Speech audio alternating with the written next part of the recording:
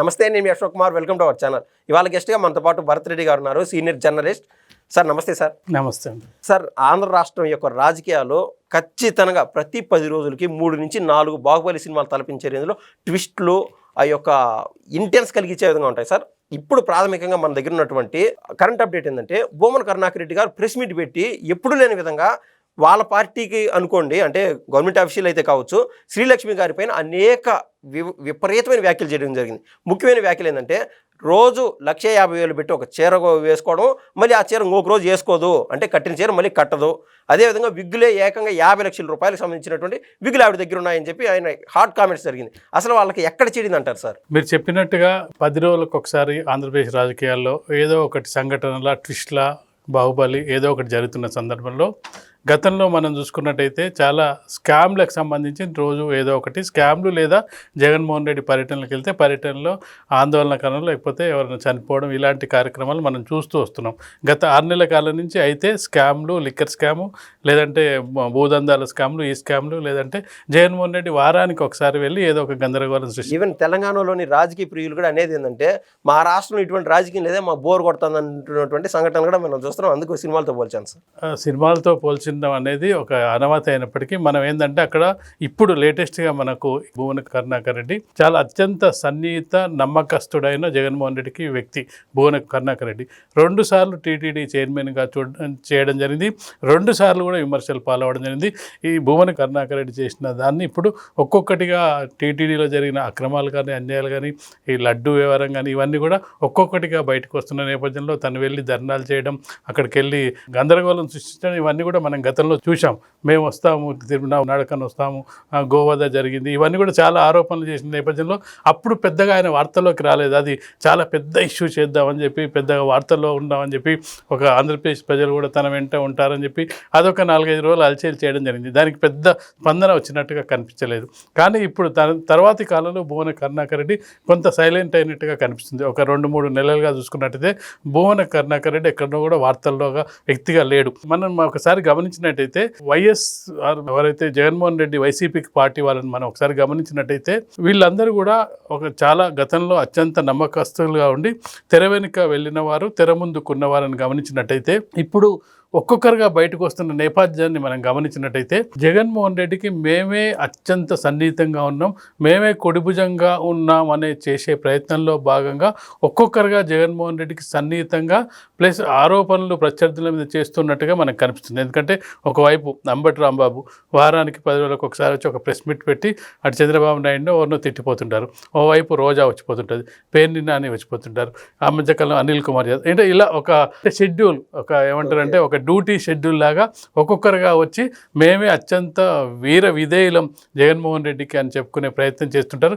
Sir, ఇది వరకు మీలాంటి సీనియర్ జర్నలిస్టులు కావచ్చు, మీరు కూడా 1-2 వీడియోలు కూడా మీరు చెప్పినటువంటి సందర్భాలు నేను చూశాను. అదేంటంటే ఈవెన్ పెద్దిరెడ్డి రామచంద్రారెడ్డి కావచ్చు, లేదా ఇదే కరుణాకర్ రెడ్డి కావచ్చు, వీళ్ళు అనవసరంగా మీడియా సమావేశాలు పెట్టరు, వాళ్ళకి లబ్ధి ఉంటేనే పెడతారు మీడియా సమావేశాలు అని మీరు చెప్పారు. ఇప్పుడు అనవసరంగా మీడియా సమావేశం పెట్టాడని నేనైతే అనుకోను. ఇప్పుడు తాత్కాలికంగా ఏదైతే మనకు గవర్నమెంట్ పరిధిలోకి వచ్చినదో స్వర్ణముఖి పైన ఏకంగా 9 ఎకరాలు కబ్జా చేసినటువంటి వ్యవహారం ఇది కావచ్చు, లేదా ఈ టీటీడీకి సంబంధించినటువంటి ఏదైతే ఇది ముంతాజ్ హోటల్ వ్యవహారం కావచ్చు, ఇప్పుడు మనకు ఏదైతే టీడీఆర్ బాండ్స్ ఏదైతే 10,000 కోట్లకు సంబంధించినటువంటి స్కామ్ ఏదైతే ఉన్నదో దాంట్లో ఏకంగా 2,000 కోట్ల రూపాయల స్కామ్ ఈ భూమన కరుణాకర్ రెడ్డి నేతృత్వంలో జరిగిందని చెప్తున్నారు. అందువల్ల ఈయన సమావేశం పెట్టి ఏదో పాము కదా తన పిల్లలు తానే చంపుకున్నట్టు ఐఏఎస్ ఆఫీసర్ల పైన, లేదా ఇంకొకటి మున్సిపల్ ఆఫీసర్స్ పైన వాళ్ళపైన పండుతున్నాడు అని మనకు అనుకోవచ్చు. ఖచ్చితంగా వైసీపీ లీడర్స్ బయటకు వచ్చి ప్రెస్ మీట్ పెట్టారంటే వాళ్ళ మీద ఏదో ఒక ఆరోపణ బయటకు వస్తుంది, త్వరలో వస్తుంది. వాళ్ళ మీద గతంలో చేసిన అక్రమాలకు సంబంధించి రావడానికి వాళ్ళకు కొంత ముందస్తుగా తెలిసిపోతుండే కదా, ఇక నేనే టార్గెట్ పోలీసులకు కానీ అనే సందర్భంగా వాళ్ళు బయటకు వచ్చిన సందర్భాన్ని చూడవచ్చు. ఇక్కడ గమనించాల్సిన విషయం ఏంటంటే భువన కరుణాకర్ రెడ్డి ఎప్పుడు కూడా టీడీపీని కానీ, చంద్రబాబు కానీ టీడీపీని విమర్శించే ఈసారి ఆఫీసర్లపై పడ్డారు. ఇక్కడ అనుమానం వ్యక్తమవుతుంది, ఆఫీసర్ల మీద ఎందుకు పడ్డారు? ముఖ్యంగా చూసుకున్నట్టయితే గతంలో ఆఫీసర్స్ ఎవరు? గతంలో టీడీపీలో హయాంలో పనిచేసిన వాళ్ళు, లేకపోతే కాంగ్రెస్ హయాంలో పనిచేసిన వాళ్ళు, అంటే కాంగ్రెస్ హయాంలో పనిచేసిన వాళ్ళ మీద పడ్డారు. ఈయన కాంగ్రెస్కు అత్యంత సన్నిహితుడు. ఎంత సన్నిహితుడు అంటే జగన్మోహన్ రెడ్డి కంటే కూడా ఎక్కువ కరుణాకర్ రెడ్డి, రాజశేఖర్ రెడ్డి దగ్గర మెలిగిన వ్యక్తి. వాళ్ళ ఆయన జైల్లో ఉన్నప్పుడు ఇతను కూడా అదే జైల్లో మెలిగిండు, చాలా దగ్గర వ్యక్తి. ఈవెందో మనం ఒకవేళ జగన్మోహన్ రెడ్డి భువన కరుణాకర్ రెడ్డితో పోల్చుకుంటే రాజశేఖర రెడ్డికి ఇంకా అత్యంత సన్నిహితమైన వ్యక్తిగా మెలిగిన వ్యక్తి. ఎందుకంటే అప్పట్లో జగన్మోహన్ రెడ్డి ఆంధ్ర రాజకీయాల్లో కాస్త తక్కువగా ఉన్నారు. బెంగళూరులోనే గడపడం జరిగింది. తర్వాత ఎంపీ అయిన తర్వాతనే రాష్ట్ర రాజకీయాలకు రావడం జరిగింది. అప్పటి వరకు దూరం పెట్టడం జరిగింది. కానీ భువన కరుణాకర్ రెడ్డి అలా కాదు. ఫ్యామిలీతో పాటు ఆయన రాజకీయాల్లో పీసీసీ ఉన్నప్పుడు ప్రతి సందర్భంలోనూ రాజశేఖర రెడ్డి తోటి వెంటగా అండగా నిలిచిన వ్యక్తి. అలాంటి వ్యక్తి ఇప్పుడు ఎవరి మీద ఆరోపణలు చేస్తున్నారు? ఒక ఐఏఎస్ ఆఫీసర్ మీద ఆరోపణలు. ఆ ఐఏఎస్ ఆఫీసర్ ఎవరు? రాజశేఖర రెడ్డి హయాంలోనే ఆమె గతంలో ఆమె ఒక మంచి ఆఫీసర్గా గుర్తింపు పొందడం జరిగింది. చాలా సచ్ఛీతలత కలిగిన వ్యక్తిగా ఉన్న వ్యక్తి. ఆమె రాజశేఖర రెడ్డి హయాంలో మైనింగ్ సంబంధించి వీటికి సంబంధించిన దాంట్లో ఆ ఫైల్ మీద సంతకం పెట్టాడు. ఓబులాపురం మైనింగ్ అది పెద్ద చర్చ అయింది. దాన్ని వాళ్ళంతా జైలుకి వెళ్ళడం జరిగింది. ఆ సందర్భంగానే ఎవరు రాజకీయ నాయకులు వెళ్ళకపోయినప్పటికీ ఈమె వెళ్ళడం జరిగింది. గతంలో మనం రాజశేఖర రెడ్డి హయాంలో చూసుకున్నప్పటికీ ఎవరైతే రాజకీయ నాయకులు ఎవరు కూడా జైలుకి వెళ్ళిన సందర్భాన్ని మనం గమనించలేదు. ఈవెంతో సబితా ఇందర్-రెడ్డి మీద కూడా ఆరోపణలు రావడం జరిగింది. ఆమెను మంత్రివర్గంలో కూడా తొలగించడం జరిగింది కిరణ్ కుమార్ రెడ్డి ముఖ్యమంత్రిగా ఉన్న సమయంలో. కానీ ఆమెది క్లీన్ చీట్ ఇవ్వడం జరిగింది. కానీ ఎవరైతే ఆఫీసర్స్ రిటర్న్గా సంతకం పెట్టారో వాళ్ళందరూ కూడా బుక్ అవ్వడం జరిగింది. అందులో ఈమె శ్రీలక్ష్మి కూడా ఒక ఆమె చాలా కాలం పాటు జైల్లో ఉండడం జరిగింది. రాజశేఖర రెడ్డి హయాంలో గతంలో ఆంధ్రప్రదేశ్ రాష్ట్రం ఏర్పడిన నాటి నుంచి చూసుకున్నట్టయితే ఆఫీసర్లు జైలుకి వెళ్ళడం అనేది రాజశేఖర రెడ్డి హయాంలోనే మొదటిసారి జరిగిందని చెప్పొచ్చు. రాజశేఖర రెడ్డి అనుకూలంగా పనిచేసిన దాదాపు 4-5 ఆఫీసర్లు జైలుకి వెళ్ళడం జరిగింది. నిజం చెప్పాలంటే శ్రీలక్ష్మి అనే ఆఫీసర్ కనుక అదే నిజాయితీతో గతంలో ఏ విధంగా నిజాయితీగా పనిచేసిందో అదే నిజాయితీగా పనిచేసినట్టయితే ఒక చీఫ్ సెక్రటరీ హోదాగా ఉండి రిటైర్ అయ్యాల్సినంత ఏజ్ ఉంది ఆమెకంటే యుక్త వయసులోనే ఆమె ఎంగేజ్లోనే సర్వీస్లోకి రావడం జరిగింది. చాలా కలెక్టర్గా పోస్టుల బాధ్యతను నిర్వహించడం జరిగింది. ప్రభుత్వంలో కూడా పనిచేయడం జరిగింది. ప్రిన్సిపల్ సెక్రటరీ దాకా వెళ్ళడం జరిగింది. కానీ ఇలాంటి సందర్భంలో ఆమె ఖచ్చితంగా వీళ్ళకు అనుకూలంగా వివరించడం వల్లనే ఈ విధంగా ఆమె జైలుకి వెళ్ళాల్సిన పరిస్థితి వచ్చింది. కానీ ఆ కృతజ్ఞతతో జగన్మోహన్ రెడ్డి ఏం చేశారు? మా నాన్నకు హెల్ప్ చేయడం వల్ల తను జైలుకి వెళ్ళిందనే కృతజ్ఞతతో మొత్తానికి తను జైలుకి వెళ్ళిన తర్వాత బయటకు వచ్చిన తర్వాత మళ్ళీ పోస్టింగ్ తీసుకోవడం జరిగింది. అక్కడ ఆంధ్రాకి షిఫ్ట్ చేయడం జరిగింది. పోస్టింగ్ తీసుకోవడం జరిగింది.